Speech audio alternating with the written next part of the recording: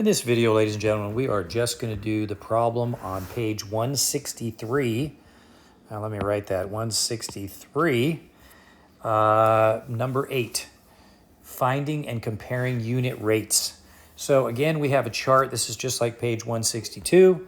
We have a chart at the top, a table that shows three different types of food, the amount they purchased and the amount they paid.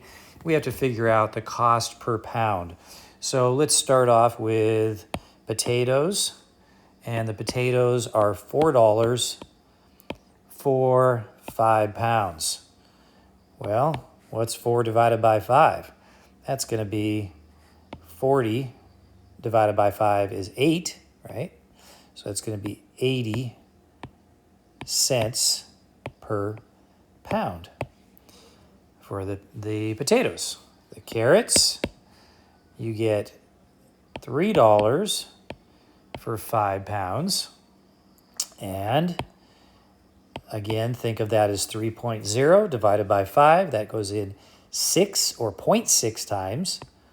So that's 60 cents per pound. And then we have onions, and that's $2.50 for 2 pounds. I should be putting the LB on there.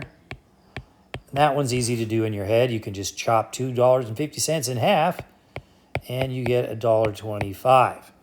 So if we were to put these in order of the greatest price down to the least price, we would have onions, and then pears, is it?